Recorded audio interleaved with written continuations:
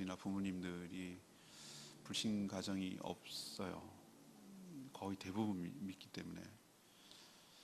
근데 뭐 저희 예를 멀리 갈 것도 없이 우리 처가댁을 들면 저희 장모님이 저희 장인어른을 다시 교회로 인도하기까지 수십 년을 눈물로 기도하고 금식하고, 또 사위가 목회자가 됐으니 또 낯도 있고 해서 지금은 이제 교회를 출석하시는 정도. 그리고 그 마음을 보면은 그 마음의 중심에 하나님이 있기는 있는 것 같아요.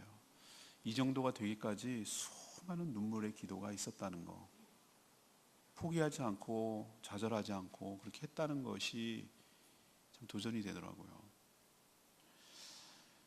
전도를 해야 되죠. 해야 되는데 정말 가장 힘들고 어려운 대상이 저는 가족 같아요.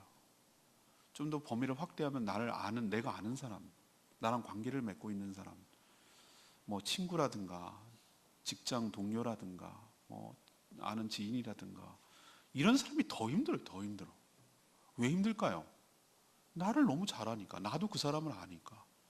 내가 무슨 말을 하면 아이고 이렇게 나오니까. 내가 너를 아는데, 네가 어떻게 살아왔는지 아는데 뭐 이렇게 말빨이 안 서서. 그리고 또 하나는 애증관계가 있어요. 애증관계라는 거 아시죠? 좋아하고 사랑하고 관계를 맺고 살아가는 마음이 있는가 하면 또 한편으로는 그 상처가 있어요.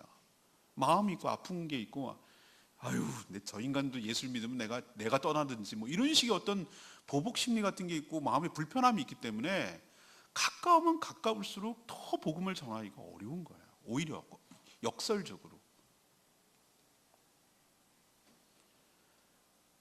자, 그런데 가족 같은 자기 동족에게 복음을, 하나님의 말씀을 전해야 될 에스겔이 있어요. 오늘 에스겔이 딱 그 입장이에요. 하나님께서 내가 하겠다고 나선 건 아닌데 하나님께서 그를 부르셔서 좀 딴 데 이방 나라로, 차라리 날 모르는 사람, 나의 존재와 내 과거를 모르고 내가 뭐 어떤 사람인지 모르는 그냥 이방인에 가서 선교사로 가라 하면 오히려 편하겠어요. 같이 포로로 끌려왔고 나이가 누군지도 알고 내 아버지가 누군지도 알고 어떤 처지도 알고 있는 가장 그 동족에게로 보내서 말을 전하라고 하는 것이 정말 힘든 거예요. 에스겔 입장에서는 그래요. 그래서 그거 하나님께서 보냈을 때 그의 그 기분, 자기 기분을 14절에 살짝 이게 자기가 언급해 놨는데, 근심, 또 하나는 분노예요. 근데 이게 우리가 가족이나 또 일가 친척이나 아는 사람을 전할 때 심정이 딱 이래요. 하나는 근심, 하나는 분노. 왜 근심이죠?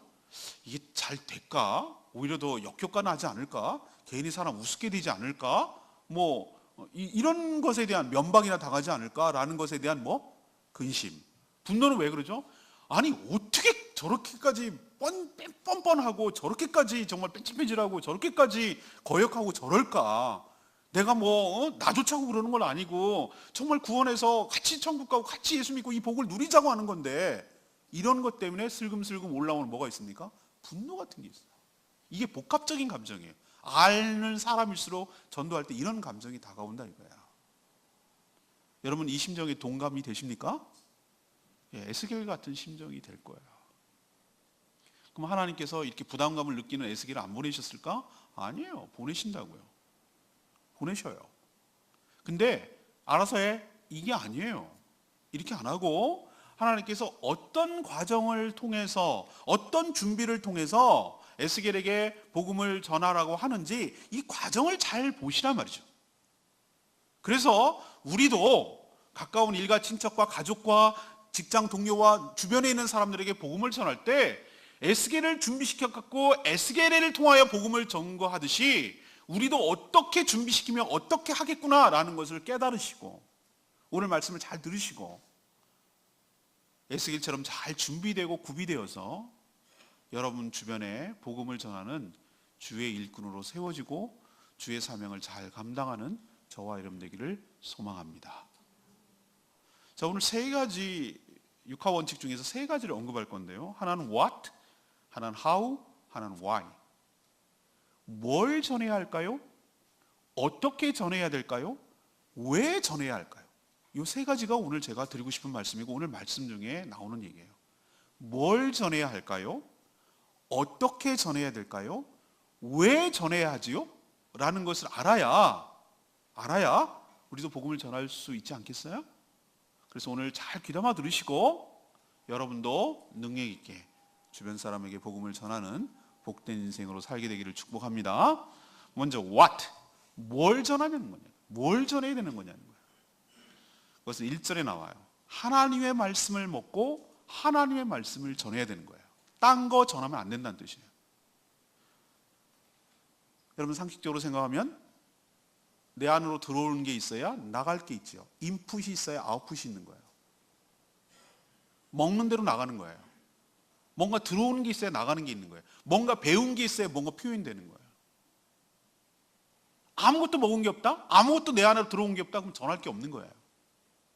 잘못된 것을 들어왔다? 그럼 잘못된 거 전하는 거예요. 이건 당연한 이치입니다. 심는 대로 거두는 거예요. 하나님께서 오늘 처음으로 언급한 것 중에 예수기를 딱 불러가지고 사명자로 세울 때 첫 번째로 하는 작업이 희한한 일이에요. 환상 중에 두루마리 성경책이죠. 성경책. 옛날에는 책이 이런 형태, 이런 책자로 형태로 된 게 아니라 양피지로 이렇게 두들두들 말아가고 동그랗게 마치 롤러처럼 그렇게 만든 것이 책이었으니까 이 두루마리라고 말하는 것은 책이고, 특별히 어떤 책을 말하는가? 하나님의 말씀이 쓰여진 책을 의미하는 거예요. 그걸 어떻게 합니까? 에스겔을 슬쩍 봤어요. 3장 말고 그 바로 앞절에 2장 10절에 보면은 그것을 내 앞에 펼치니 그 안팎에 글이 있는데 그 위에 애곡 재앙의 말이 기록됐구나. 이건 하나님의 말씀이에요. 성경 말씀이에요. 하나님 말씀. 이것을 어떻게 합니까? 먹는 거예요. 먹는 거. 먹는 행위를 환상 중에 보게 하시는 거예요. 경험하게 하시는 거예요. 이걸 체험하게 하시는 거예요. 근데 저는 하나님의 이 지혜와 하나님의 이 은유가 아주 저는 탁월하다고 생각해요. 말씀을 갖다가 우리는 접해야라는 말을 말씀을 접한다, 말씀을 우리에게 내면한다는 말을 다양한 동사로 설명할 수 있는데 이 먹는다라는 표현이 아주 우리에게 실감나게 하는 체감으로 다가오는 아주 좋은 표현이에요. 동사예요. 먹는다.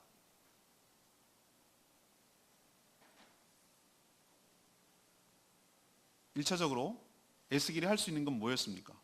두루마리는 누구의 것입니까? 하나님입니다. 그가 할 수 있는 것은 입을 벌리는 겁니다. 오늘 그 동사를 잘 보셔야 됩니다. 2절에 보면 내가 입을 뭐 했으니? 벌렸다고 그랬어요. 벌린다는 얘기는 뭐죠? 우리도 애기들 이유식 같은 거 먹일 때 그러면 애가 뭐 해야 됩니까? 입을 벌려야 먹이죠. 제일 힘든 게 뭐예요? 이렇게 꾹 다물고 안 먹으려고 막 이러는 거.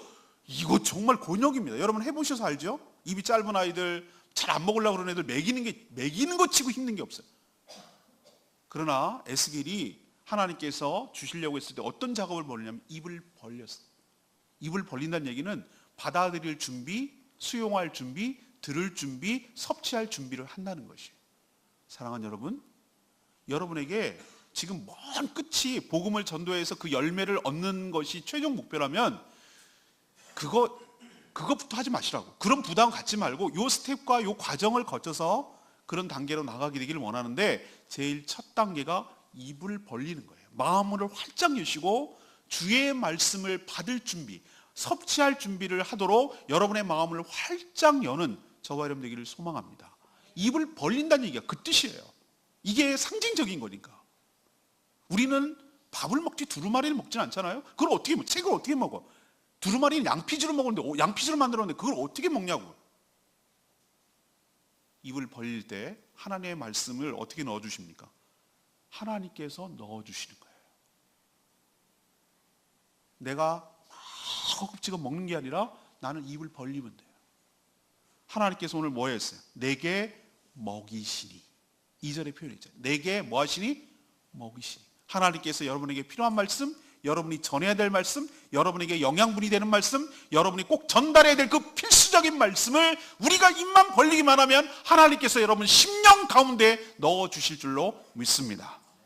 조금 먹으면 안 돼요. 오늘 3절에 뭐라고 그랬어요? 인자야, 내가 주는 이 두루마리를 너 배에다 넣어라. 배에다 넣어라. 이 배는 무엇을 의미합니까? 내 내면을 말하는 것이에요. 내 속을 말하는 것이에요. 네 깊숙이, 표면적으로 말고 네 깊숙이 내면까지 들어가야 된다는 거예요.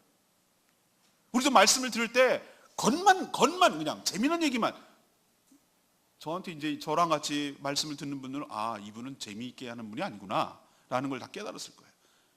저는 여러분들 심령 깊이 터치하기를 원해요. 여러분은 오늘 말씀을 듣고 나면 적어도 오늘 무슨 얘기를 하셨구나라는 저거는 잊어버리지 않게 하기 위해서 반복적으로 계속 설득하고 설명하는 작업을 하지 막 재미있고 웃기고 예화 생각나고 이런 거 안 합니다. 저는. 어디를 들어가게 하느냐, 입을 벌려서 표피적으로 표면적으로 입만 가시고 뱉는 게 아니라 뱃속 깊숙이 그 말씀이 내려가도록, 거기까지 내려가도록, 거기에 미치도록 그렇게 섭취될 때 그 말씀이 여러분 것이 되고 여러분의 내면화가 될 줄로 믿습니다. 조금만 먹어서 안 돼요. 내 창자에 뭐하라? 가득 채우라는 거예요. 채우라. 채워라. 어떤 사람은 먹는 게 양이 너무 적어. 그러니 맨날 변비 걸리지. 우리 순대 먹을 때 보면 순대가 뭐겠어요? 돼지 창자지 뭐. 그렇게 채워야 돼. 그렇게 빵빵하게 채워야 맛있는 순대가 나오는 거예요. 우리도 말씀의 양을 요만큼 먹는 사람이 있어요. 찔끔찔끔 먹고. 그러니 힘을 못 쓰고, 그러니 뭘 아무것도 못 하는 거예요. 하나님의 말씀이 충분히 내 내면화에 가득 채워질 때까지, 창자라고 말하는 것은 그 상징적, 전부 다 여기는 상징적인 것이, 내 안에 가득히 채워질 때까지 충분히 그 말씀을 먹어야 될 줄로 믿습니다. 그랬더니, 먹었더니 내 입에 달기가 뭐 같더라? 꿀 같더라. 꿀 같더라.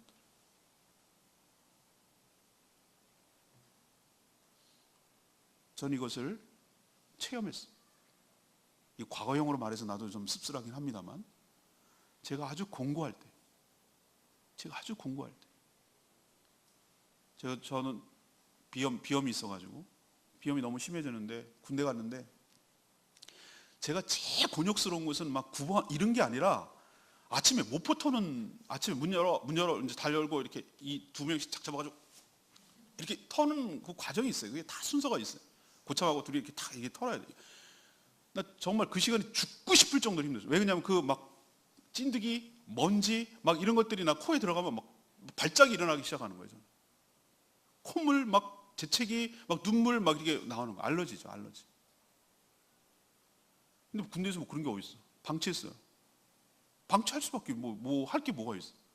근데 결국은 그게 지나쳐가지고 축농증이 심해져가지고 감당이 안 되는. 그래서 수도통병, 내가 참 세상에 그것 때문에 수도통합병원에 입원할 줄 몰랐어요. 병원에 입원했더니 심각하다는 거예요. 수술을 해야 된대. 군인이 뭐 선택의 여지가 있어요? 안 할게요. 민간이 말이 안 되는 거예요. 나 그때 생각하면 요즘은 얼마나 기술이 좋은지요. 이 코로 이렇게 내시경을 집어넣어가지고 하는데 옛날에 다 집어잽니다. 마루타에 마루타. 실습용이야, 실습용. 부음 마취 해놓고 나 다 들렸어요. 나 솜을 막 여기 틀어막고. 얼마나 무서워요. 그 수술 들어가는 게. 한쪽하고 또 있고 한쪽하고 또 있고. 눈은 막 이만큼 튀어나와가지고 부어가지고 시퍼렇게 되고 그러고 있었어요. 내가 어쩌다 이렇게 됐지? 너무 힘든 때였어요. 근데 누워있으니 훈련 안 받고 그래서 좋긴 한데 아무것도 할 게 없고 너무 마음이 공고한 거예요. 그때 뭐 하겠어요? 내가 하나님 말씀을 읽었다고. 그때 하나님께서 나에게 큰 은혜를 주셨어요. 공고할 때가 하나님의 은혜를 받을 때예요. 그때 내가 하나님 말씀을 섭취하는 날이었어요. 그 입원하는 기간 동안에 밥만 먹고 약 먹고 나머지 시간은 잠자는 잠깐 잠자는 제병 건드리지 않으니까 거기서 누워 환자에게 뭐를 요구하겠어요? 침대에서 하나님 말씀을 처음부터 읽기 시작했는데 와우, 그때 흡수율 장난 아니에요. 흡수율. 하나님의 말씀이 내 안으로 들어가기 시작하는데 여러분 믿어지세요? 한 열흘 만에 성경이 다 읽혀진다는 게 믿어지시냐고. 그걸 내가 체험했으니 거짓말을 할 수가 없지. 창세기부터 계시록까지 흡수가 되는 거예요. 그냥 읽는 정도가 아니라 쫙 이렇게 스펀지처럼 쫙 빨아들이는 거예요. 쫙. 근데 너무 입체감 있게 너무 막 하나님 말씀이 붕붕 떠다니면서 내가 마치 3D 영화를 보는 것처럼 하나님 말씀이 나한테 들어가는 거예요. 그게 느껴지는 거예요. 그때 제가 느낀 게 뭔지 아십니까? 이 말씀, 이 느낌이었어요. 말씀이 이렇게 달구나. 말씀이 이렇게 단 거구나. 이렇게 짝짝 붙는구나. 얼마나 나의 삶을 해석하고 내 인생을 설명하고 인생을 뭔지를 설명하고 내가 그동안 의문점이 되고 내가 그동안 해결이 안 된 인생의 난제들이 말씀을 통해서 착착착착 풀어지고 쫙 들어가는데 그것 때문에 내가 살았어요. 그것 때문에 하나님께서 그때는 목사할 생각 요만 1도 없었을 때인데 하나님께서 준비시키느라고 공고한 때에 말씀을 이게 쓰면 어떻게 먹겠어요? 달도록, 정말 달도록 하나님께서 내 내면을 깊숙이 채우는 작업을 했다는 것을 알기 때문에 나는 이 설교를 할 때 이 달더라라는 말이 뭔지 알아요. 사랑하는 여러분, 여러분도 어느 레벨까지 올라가야 되냐면 말씀이 단 정도, 말씀이 너무 좋아요. 말씀이 너무 정말 내 상황과 내 힘의 능력이 되는 것이고 내 인생의 답이 되는 것이고 내가 갈 길을 방해해주는 방향타가 되는 것이고 내가 정말로 힘들 때 붙들게 되고 내가 일어나게 되는 힘이 되는 것이고 이런 것을 느껴질 때 말씀이 달게 느껴져요. 이 준비가 안 되면 전할 수가 없어요. 사랑하는 여러분, 말씀부터 섭취하는, 전하기 이전에 어설프게 나서지 마세요.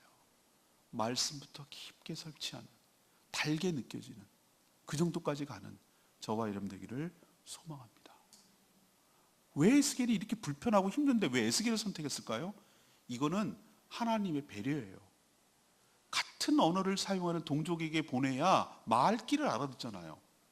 우리도 다니엘 기도회 쭉 하고 있습니다만 아무래도 외국인 분이 나와서 이렇게 설명할 때 보면은 통역을 잘해주면 그나마 쉬운데 통역이 어설프면은 우리에게 전달되는 게 너무너무 힘들어요. 왜? 그 뉘앙스가 다르거든.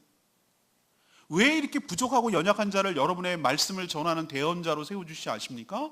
말이 통하잖아요. 말이 통한다는 게 이게 우리나라 말이 서로 통하잖아요. 제가 우리나라 모국어를 쓰고 저와 여러분은 같은 민족이기 때문에 한국어를 사용하잖아요.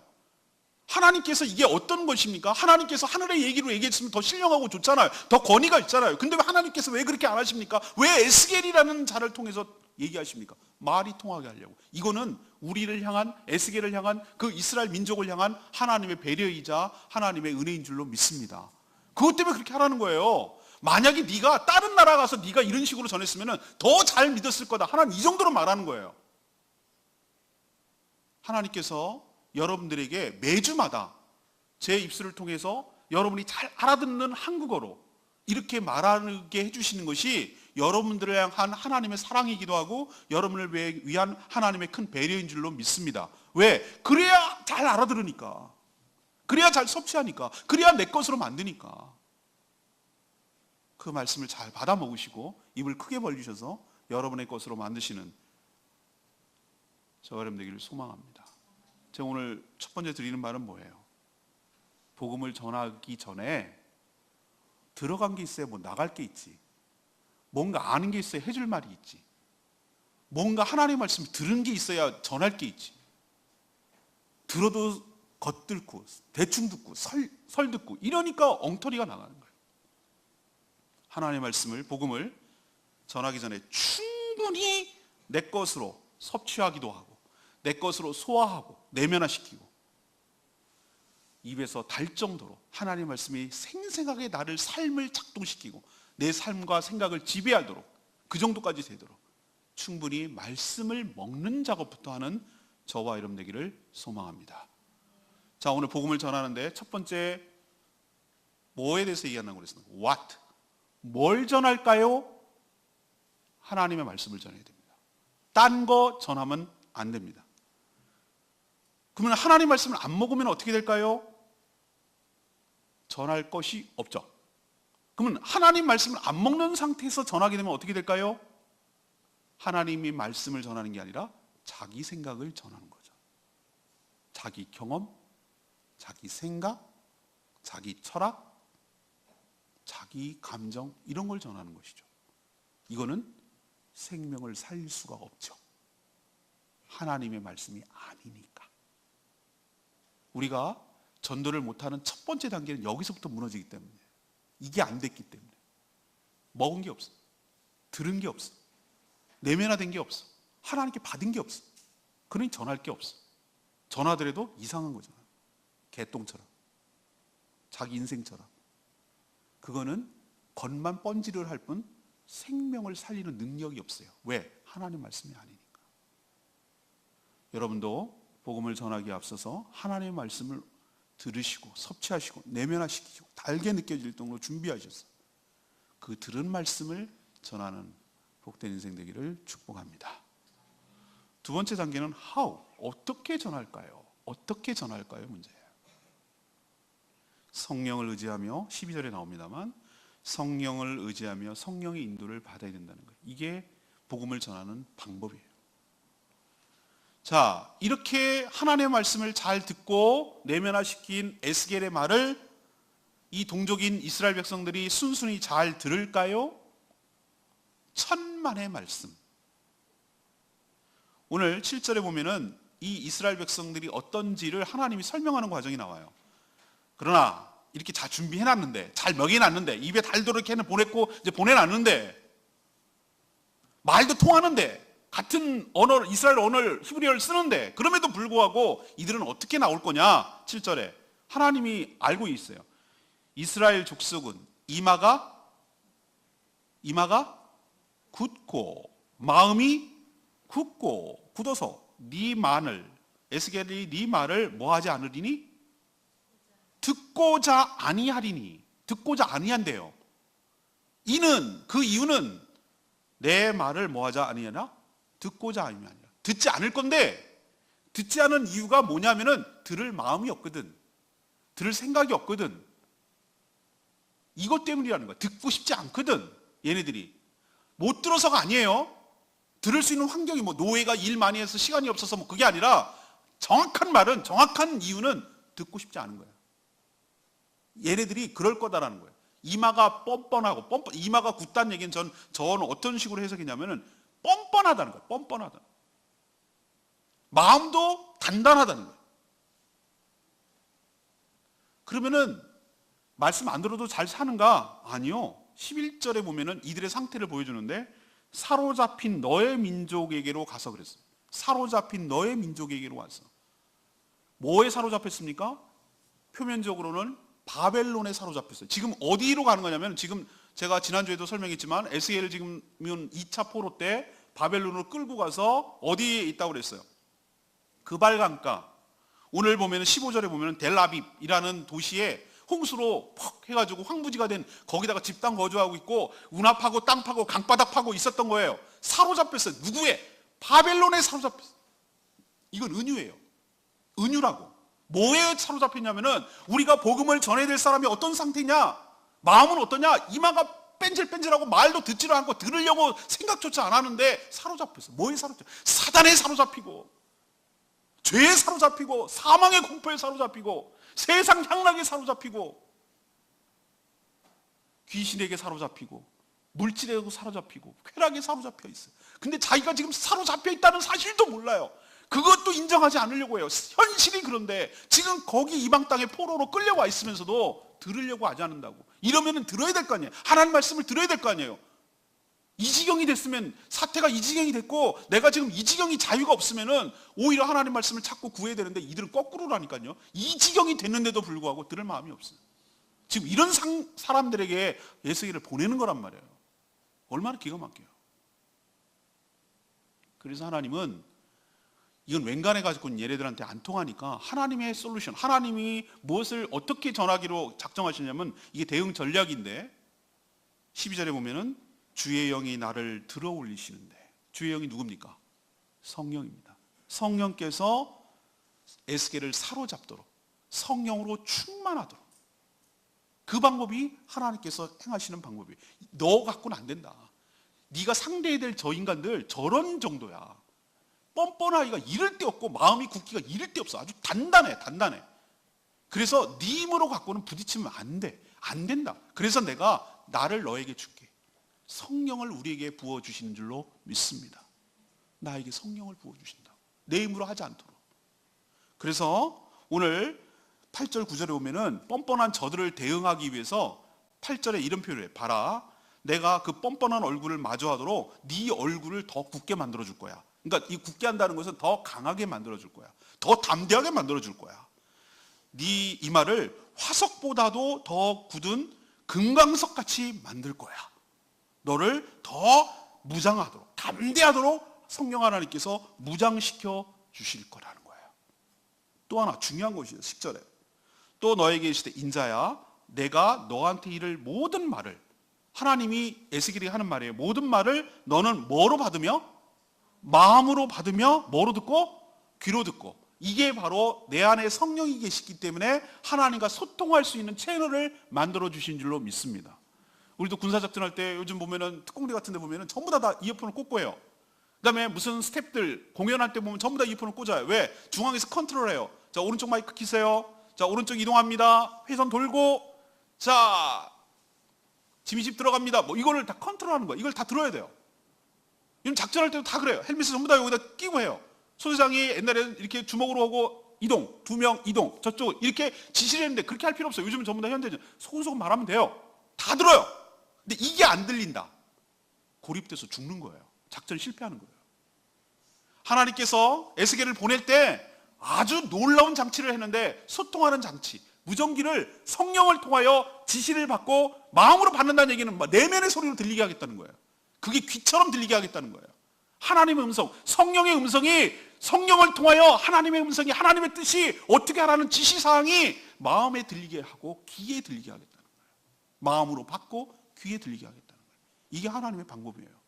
너 혼자 가는 거 아니야. 너 혼자 보내는 거 아니야. 너는 그때마다 내 말을 잘 들으면 돼. 예민하게 성령께서 어떻게 지시하는지 그때마다 하나님의 말씀을 잘 체크하면 돼. 그대로 순종하면 돼. 너는 네 힘으로 하려고 하지 마. 그럴 능력도 안 돼. 내가 알아. 그러니까 내가 너를 담대하게 무장시켜주고 너와 함께 갈 테니 두려워하지 마라 라고 지금 하나님께서 소통 방법을 알려주시는 거예요. 그리고 14절에 보면은 이렇게 했어요. 주의 영이 붕 이렇게 에스겔을 띄어 올리고 올리시는데 12절에 뒤에서 크게 울리는 소리가 났어요. 찬송하는 소리예요. 찬송할지어다 여호와의 영광이 그의 처소로부터 나오는데, 그게 1장에서 봤던 환상, 생물의 날개가 서로 부딪히는 소리, 생밀 곁에 바퀴가 크게 울리는 소리, 그걸 천상의 소리를 들리게 하셨어요. 어디서? 등 뒤에서. 이게 뭐죠? 너 혼자 보내는 것이 아니라 너의 등 뒤에 누가 계신다? 하나님이 계신다. 우리도 찬양할 때 있죠. 나의 등 뒤에서 나를 도우시는. 그게 무슨 뜻인지 아시겠어요? 우리도 제가 동영상 하나 옛날에 한번 보여준 적 있죠? 새끼곰이 푸마한테 막 쫓겨가지고 죽게 생겼는데, 그러니까 막 잡혀먹기 직전이에요. 근데 푸마가 슬그머니 빼는 거예요. 막 새끼곰이 자기가 큰 줄 알고 막 이러는데 알고 봤더니 어미곰이 뒤에 와가지고 으아 하니까 푸마가 슬금슬금 빼는 거예요. 나의 등 뒤에서 나는 혼자 가는 것이 아니라 이렇게 하늘의 천상과 천군 천사를 대동하고 하나님이 내 뒤에 계시고 하나님이 나를 든든하게 지켜주시고 하나님이 나의 보호자가 되어주신다는 것을 깨닫게 해주시려고, 너 혼자 가는 거 아니야 라는 것을 귀에 들리게 해서 든든하게 해주시잖아요. 천군만마를 데리고 지금 가는 것처럼 느끼도록 에스겔을 지금 보여주시잖아요. 그래서 마음에 감동을 주셔서 두려움을 해소할 수 있도록 주의 권능을 14절에 보면 감동을 주셨단 말이 그거예요. 너 혼자 가는 게 아니야. 내가 너와 함께 간다라는 것을 보여주시고 격려해 주시고 위로해 주시는 것이. 그래서 에스겔을 들어서 어디로 이동시켰냐면은 15절에 보면 델아비브는 어디냐면은 이스라엘이 포로돼서 집단적으로 거주하는 동네 이름을 델아비브라고. 이 동네가 어떻게 형성되는가? 좋은 땅 주겠어요? 택지 개발해가지고 바벨론이 좋은 땅 주겠어요? 강이 넘쳤어요. 홍수 때문에 넘치니까 우리도 보면은 논이었는데 강이 홍수가 나가지고 막 흙더미 쌓이고 막 뭐 쓸려 와가지고 여기가 동네였나 모를 정도로 완전히 평야화되고 황무지되는 그 땅. 강이랑 가까우니까 땅 파기 좋은 땅. 거기서 살라는 거지. 좋은 땅 좋겠어요? 그 델아비브로 에스겔을 성령께서 인도해 가셨어요. 근데 바로 전했습니까? 15절에 두려워 떨며 며칠 있었다? 7일을 기다리겠어. 아니 바로 하면 되지. 이렇게 딱 준비됐는데 아니 7일 기다려.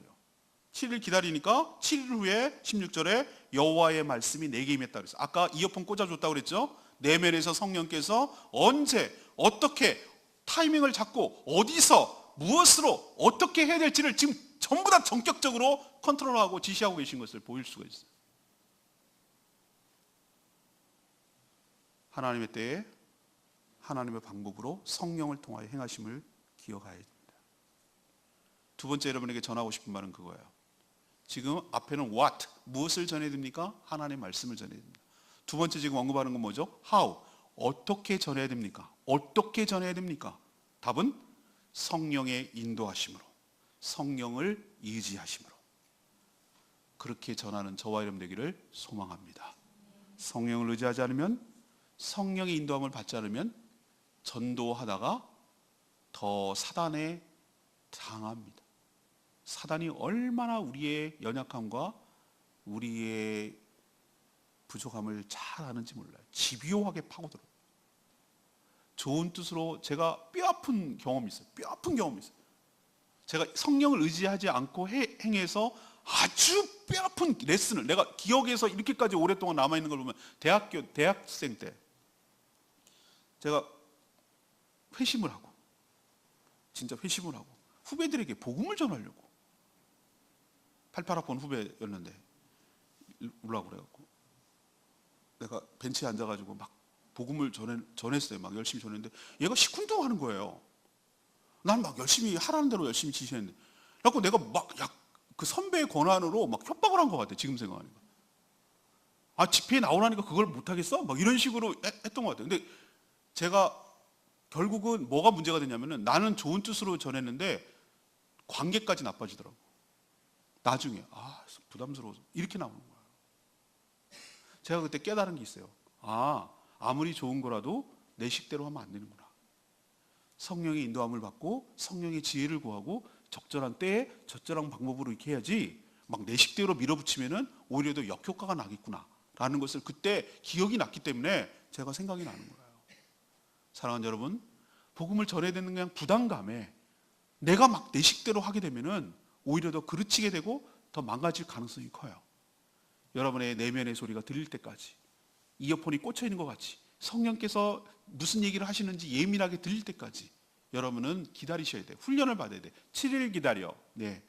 7일째 되니까 말씀 움직여. 예. 이렇게 될 때까지, 컨트롤이 될 때까지, 들릴 때까지 그 방법으로 의지하지 않으면 힘든다는 거 기억하시고, 성령을 의지하고 성령의 인도함으로 복음을 전하는 저와 여러분 되기를 소망합니다. 마지막 세 번째 파트인데요, why 부분이 들어갑니다. 왜 전해야 됩니까? 왜? 무거운 책임의식으로 전해야 된다는 거예요. 왜 전해야 된다는 결론부터 말하면 이게 하나님의 명령이기도 하고, 이 방법이 유일한 하나님의 명령이기도 하고, 이 방법으로만 생명이 구해지기 때문에 그래요. 딴 방법이 있으면 하나님께서 하셨을 거예요. 전도라는 거 외에 다른 효과적인 방법과 효율적인 방법이 있다면 하나님께서 하셨을 거예요. 근데 하나님 그렇게 하지 않으세요. 이 미련한 방법, 전도라는 미련한 방법, 사람이 사람에게 말로, 정말 그 부족하고 연약한 사람의 말로, 사람을 통해서, 사람이라는 걸 도구로 통해서 한 사람 한 사람 복음을 전해야만 그래도 그 중에 건질 자가 있기 때문에 하나님께서 그렇게 하시는 거예요. 그렇다면 우리 생각, 우리 지혜 내려놓고 하나님의 명령에 온전히 순종해야 될 줄로 믿습니다. 그래야 생명이 구해지기 때문에 우리는 전하는 거예요. 하나님께서 에스겔을 17절에 보면 파수꾼으로 보낸다고 그랬어요. 파수꾼이 뭔지 아십니까? 요즘은 그런 거 없어요. 요즘은 굳이 파수꾼을 얘기하면 경계병이에요. 경계병. 보초 쓰는 거. 전쟁에 실패해도 경계에 실패하면 죽는다고. 맨날 경계 쓰면은 안 온다는 거 서로 잘 알아요. 그런데도 그냥 쓰라니까 쓰는 거예요. 근데 그 안 온다는 거 알면서 자기 자리를 지키기 때문에 안 오는 건지도 모르겠어요. 지금 생각하면. 더워 죽겠지. 모기는 물지. 겨울에는 왜 이렇게 추워? 그리고 왜 시간은 그렇게 안 가? 밤에 달은 붕 떠 있고 집 생각나고 뭐 이 별 생각도 다 나고. 그래요. 그런 시간이 지긋지긋한 시간, 긴 시간, 지리한 시간, 피곤해 죽겠는 시간. 그 경계를 갖다가 굳이 치자면 파수꾼이에요. 경계병이 솔직히 제일 중요한 건 뭐냐면은 외부 침입자가 왔을 경우 빨리 알리는 거예요. 네가 막는 거 아니에요. 빨리 전화로 알려줘야 돼. 무전으로 빨리 본부에 쳐줘야 돼. 이상한 사람이 몇 시 방향에서 어느 방향으로 지금 들어오고 있다 라고 알려주는 거예요. 그럼 거기서 컨트롤하는 거예요. 경계병이 할 일은 알리는 거야. 위험을 알려서 자기 백성들이 대비하고 준비하고 해서 일방적으로 당하지 않도록 하는 게 경계병의 의무인데, 그게 바로 여기서 말하는 파수꾼이에요. 하나님께서 에스겔을 파수꾼으로 세웠어요. 왜? 니네들 지금 쫄딱 망하게 생겼으니까 가서 경고하고 위험성을 알리라. 너의 백성에게 가서 내 대신에 이 경고하고 알리라는 의미로서 파수꾼이라는 거야. 백성을 깨우치는 일이죠. 에스겔을 향한 무거운 책임이 있는데 오늘 하나님께서 11절에 뭐라고 그랬죠? 듣든지 아니 듣든지 뭐하라고? 주 여호와의 말씀이 이러하시다고 그들에게 전해라는 거예요. 이게 너의 책임이라는 거예요. 얘네들이 듣든지 아니 듣든지 그거는 너한테 묻는 게 아니야. 안 듣는데요? 안 들을 거라고 그랬잖아요, 하나님께서. 그럼 하지 말까요? 그게 아니에요. 듣든지 아니 듣든지 너는 그거를 책임을 요구하는 게 아니에요, 하나님께서. 뭘 요구하냐면은 전하는 거를 책임을 요구한다고. 여러분에게 들어서 여기까지 데리고 오고 예수 믿게 하는 것을 여러분에게 책임 묻는 거 아니에요. 여러분이 할 수 있는 것은 듣든지 아니 듣든지 저 사람이 어떻게 나오든지 간에 내가 할 일은 복음을 전하는 거예요. 하나님께서 오늘 4가지 사례로 들어서 오늘 18절부터 쭉 사례, 조합이 나와요. 악인 하나, 조합을 잘 하셔야 돼요. 악인 한 파트, 의인 한 파트. 여기서 악인은 안 믿는 불신자, 우리로 치면. 의인은 믿다가 실족할 사람, 그래도 신앙생활을 조금 어설프게 한 사람을 의인이라고 칩시다. 여기서 악인은 완전히 하나님을 안 믿는 사람, 두 파트가 있어요. 자, 그러면 조합을 이룹시다. 에스겔 쪽 넘어가면 에스겔이 이 두 사람에게 전했을 경우 하나, 안 전했을 경우 하나가 어떤 결과가 초래되는지를 하나님께서 조합을 보여주셨어요. 그럼 4가지 조합이 나오겠죠? 의인에게 전했을 경우, 안 전했을 경우, 악인에게 전했을 경우, 안 전했을 경우, 요 4가지가 나오는 거예요. 요 4가지 사례를 하나님께서 얘기하고 있어요. 자, 첫 번째 사례. 악인에게 안 전했을 경우, 악인한테, 불신자한테 안 전했을 경우 어떻게 되는가? 악인은 18절에 나와요. 그 악한 죄 때문에 뭐 하는 거죠? 죽게 될 거다. 근데 악인에게 네가 복음을 전하지 않은 너는 어떻게 되는 거예요? 너에게 책임을 물 거야. 너도 죽게 될 거야. 무섭죠? 자, 그럼 악인에게 복음을 전하는 케이스. 악인에게 복음을 전하는데 악인이니까 끝까지 안 믿잖아요. 안 믿고 그냥 그렇게 살다 죽었잖아요.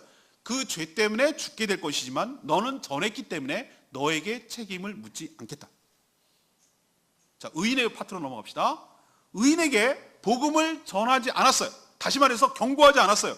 그렇게 살면 안 돼. 하나님께서 그렇게 살다는 심판이 내릴 거야 라고 해줘야 되는데 안 전했어.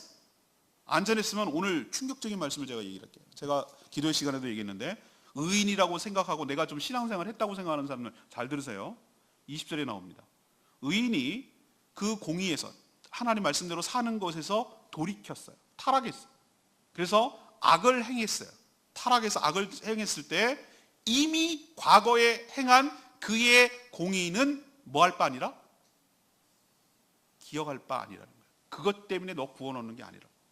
그거 갖고 너가 어떻게 비벼보고 어떻게 해볼 생각 하지 말라고. 최종 끝이 중요해요. 마지막. 내가 하나님이 그에게 거치는 것을 두면 그건 끝이라는 거예요. 하나님이 거치는 것을 딱 두면은 그 인생은 그걸로 끝이라는 거예요. 그래서 죽을 거라는 거예요. 근데 의인에게 경고하지 않고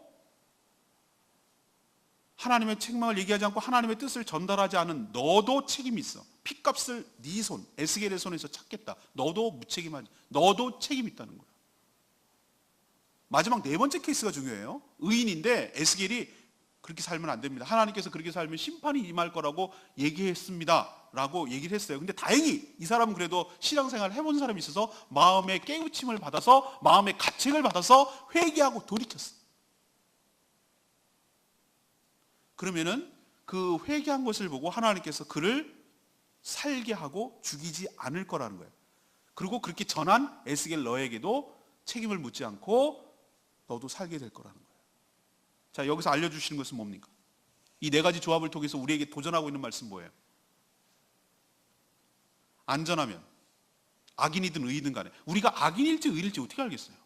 저 사람이 구원 받을지 저 사람이 구원 안 받을지 어떻게 우리는 알겠냐고. 우리는 몰라요. 하나님 관점에서 그렇다는 거예요.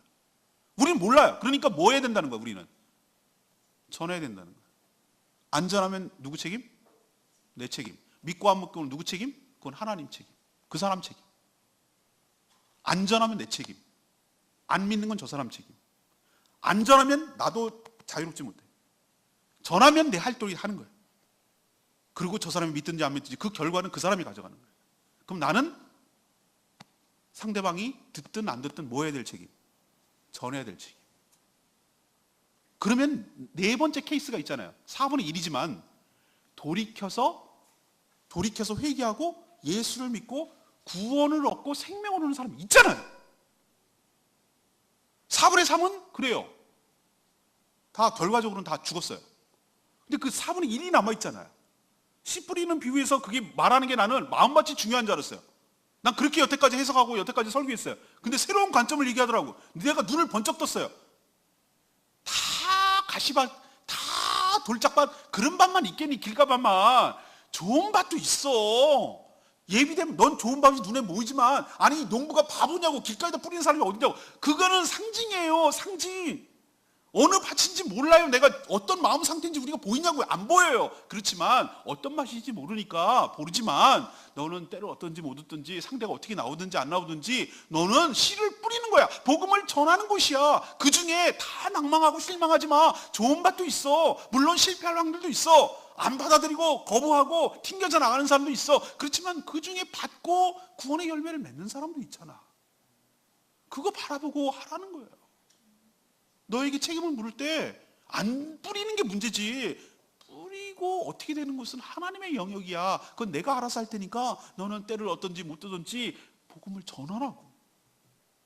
안 그러면 네 책임이라고.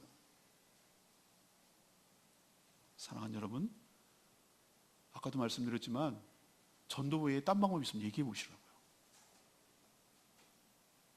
우리도 어떻게 해서 구원을 얻었냐고. 누군가가 나에게 복음을 전해줬기 때문에 예수 믿게 안 했냐고. 그렇다면 내 주변에 있는 사람 이렇게 생각하면 제일 위험한 거예요. 쟤는 안 돼. 쟤는 손에 장을 쥐어도 안 돼. 만약에 누가 나를 바라보면서 쟤는 죽어도 안 돼. 쟤가 믿으면 내가 손에 장을 쥔다. 이렇게 해서 복음을 안 전했다면 우리 죽었다고.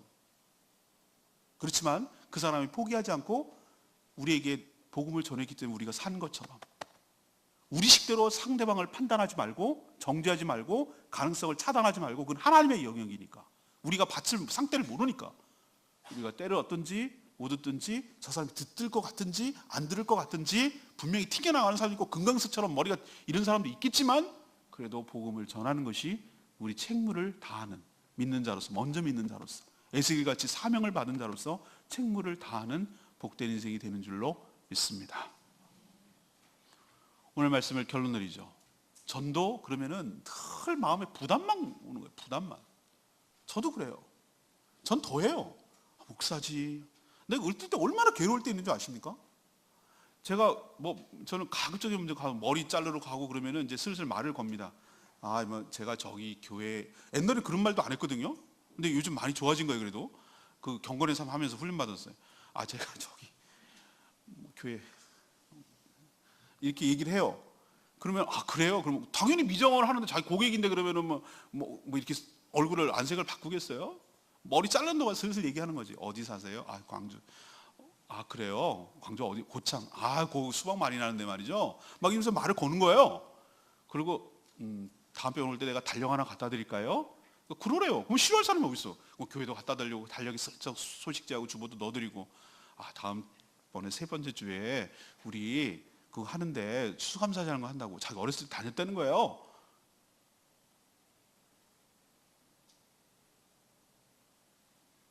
제가 왜 이런 얘기하면요, 목사는 제가 핑계 대는 게 아닙니다. 더 제한적일 수밖에 없어요. 그분들이 입장에서 보면은 당연히 목사니까 지 교회 오라고 저렇게 꼬시는 거 아니야 이렇게 안 믿는 사람들은 생각해요. 그래서 정말로 난 진심인데 그 사람 정말 영혼 구원하기 위해서 그렇게 하는 건데 그 세간격을 끼고 와서 더 훨씬 힘들어요. 그래도 전해야 되죠. 근데 저보다 여러분이 훨씬 자유롭다니까요. 여러분은 어떻게 보면 고객 입장에서 우리 교회 너무 좋아. 제가 막 선생님 좋아요. 우리 물건 좋고요. 우리 좋고요. 막 이렇게 안 믿는 사람들은 교회를 막 그렇게 취급하니까 그렇게 하면은 당연하지. 너는 거기 그거잖아. 이렇게 그것도 아닌데도 사실은 그렇게 얘기하기가 쉽지 않겠어요. 근데 같은 고객 입장에서 좋다니까 써보니까 가보니까 좋다니까 밥맛 좋아. 이렇게 얘기를 해야 좀 더 설득력 있지 않겠어요?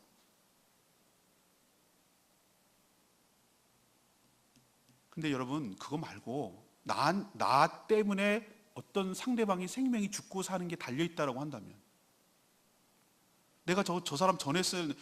그때 제가 다니엘 기도회 때 누구야, 이한영, 두 번째 날 이한영 교수님 얘기했잖아요. 의사인데 그냥 지나가다가 이게 암에 걸려서 너무 고통스러워하는 애가 있어가지고 잔상이 남아서 퇴근했음에도 다시 와가지고 복음을 전했는데 그날 새벽 3시에 죽었다잖아요. 그날 복음을 전하고 영접하지 않았으면 걔는 지옥에 갔을 거란 말이에요. 만약에 내가 에이 뭐 알아서 믿겠지 뭐, 그건 내가 할 거 아니지 뭐, 아이 저 사람 믿을 사람 아유 저 사람 믿을 사람 아니야, 이런 식으로 해서 자꾸 차일피일 미루다가 저 사람이, 우리가 순서가 없거든요. 어떻게 죽을지 어떻게 갈지 아무도 모르거든요. 근데 정말로 그 사람이 죽어서 슬픈 게 아니라 정말로 땅을 치면서 장례식 가가지고 아우 하면서 이렇게 하는 게 얼마나 그게 씁쓸합니까? 기회가 얼마든지 있었는데, 전할 기회가 얼마든지 있었는데, 그냥 내가 하나님으로 인해 가지고 저 사람의 생명을 얻을 수 있는 기회였는데도, 나였을지도 모르는데도 안에서 죽어만 간다면 그거 얼마나 막 통탄할 노릇이겠어요.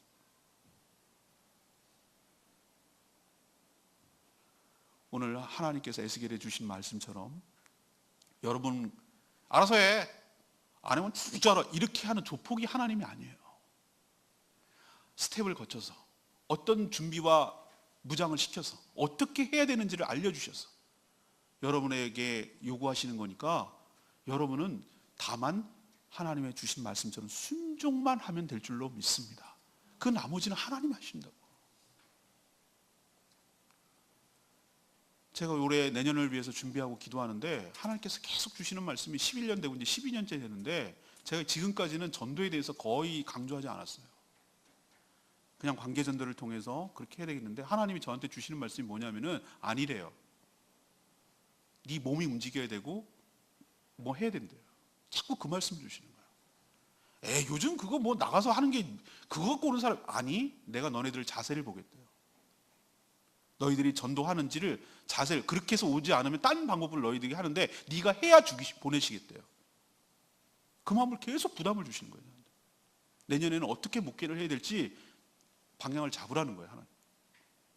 내년에는 주 중에 한 번이라도 시간을 정해놓고 그냥 진짜 무식한 방법일지 모르지만 전도지하고 먹을 거 들고 나가서 무슨 방법이든지 간에서 할 거예요. 그렇게 해서 올 확률이 1000명 정해서 한 명 오더라도 무모하게 낭비하는 것처럼 보여도 우리의 마음의 중심을 하나님 보시기 때문에, 우리 자세를 하나님께서 보시기 때문에 해야 되겠다는 생각이 드는 거예요.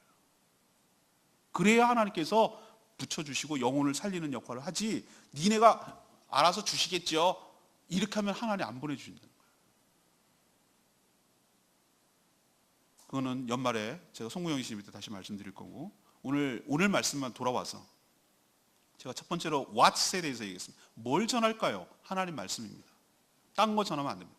하나님 말씀을 충분히 섭취하고 또 충분히 소화해서 내 것으로 만들면, 충분히 가득 채워지면, 지지 않으면 뭘 전하냐면은 하나님 말씀, 생명을 살리는 하나님 말씀을 전하는 게 아니라 개똥철학 전합니다. 제가 그냥 개똥철학이라고 표현했어요. 여러분 인상 깊게 남게 하기 위해서.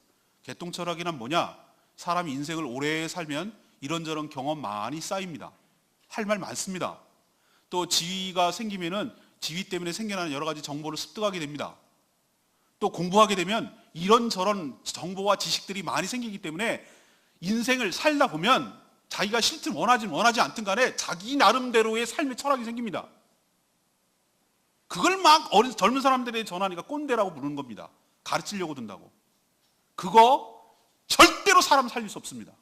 반발만 생깁니다. 제가 해봐서 압니다. 사람은 그렇게 해서 안 바뀝니다. 왜 복음이 능력인 줄 아십니까? 하나님을 살리는 말씀이 능력인 줄로 믿습니다. 그냥 하나님 말씀을, 복음을 날 것으로 그냥 전했는데 희한하죠? 다른 걸로는 반응 안 하는데 그 말씀이 능력이 있어서 사람이 바뀌고 변화되는 역사가 있게 될 줄로 믿습니다. 그러니 여러분 말씀으로 채우시라고. 말씀으로 무장하셔야 된다고. 말씀이 어느 때까지? 창자의 배에 가득 채울 때까지, 내 입에서 달게 느껴질 때까지 충분히 채우지 않으면 개똥철학 전한다고. 어설픈 개똥철학. 싸움만 일어납니다. 전도하러 갔다 싸움만 일어납니다. 그런 말 듣고 싶지 않습니다. 안 들으려고 합니다. 들어도 아무 능력과 효용이 없습니다. 말씀을 전해야 됩니다. 하나님께 들은 말씀을 전할 때 생명을 살릴 수 있게 될 줄로 믿습니다. 두 번째 얘기는 뭐냐? 내 힘으로 전하고 내 혈기로 전하고 내 방법으로 전하고 내 지혜로 전하면 망합니다. 반드시 망합니다. 사단이 한 수 위입니다. 우리를 갖고 놉니다. 오히려 더 판을 뒤집어 엎어버리고 싸움 나게 만들고 더 이상하게 만들고 더 우습게 당하게 만듭니다. 사단 교묘합니다. 교활합니다. 성령을 철저하게 의지하고 성령으로 충만하게 되어 그런 상태로 늘 하나님의 성령에 예민하게 듣고 반응하고 듣고 난 다음에 그것이 소통이 되고 무전기를 이어폰을 꽂고 작전에 나가야 나도 살고 상대도 살고 하나님께서 역사하실 줄로 믿습니다. 그거 없이 마구 칼 휘둘고 나가다가 칼춤 추다가는 자기도 당합니다. 제가 칼춤이라고 표현했습니다. 인상 깊게 하기 위해서. 자기 성령 없이 나가서 휘둘르는 전도 칼춤 추는 겁니다. 상대도 죽이고 나도 죽입니다. 성령을 철저하게 의지하는 저와 여러분 되기를 소망합니다. 마지막 세 번째는 뭡니까? 전하기만 하면 내 책임 다 한 거고 나머지는 누구 책임? 하나님 책임. 안 믿고 믿고는 누구 책임? 상대방 책임. 안 전하면 나도 죽고 저 사람도 죽어요. 전하면 죽고 안 죽고는 저 사람에 달려있어요. 그러니 때를 얻든지 못 얻든지 주님 사명 온전히 감당해서 생명을 살리는 일에 힘쓰는 저와 여러분 되기를 소망합니다. 이게 오늘 하나님의 던지는 우리 교회 던지는 하나님 메시지예요. 순종하는 저와 여러분 되기를 소망합니다. 우리 기도하기 전에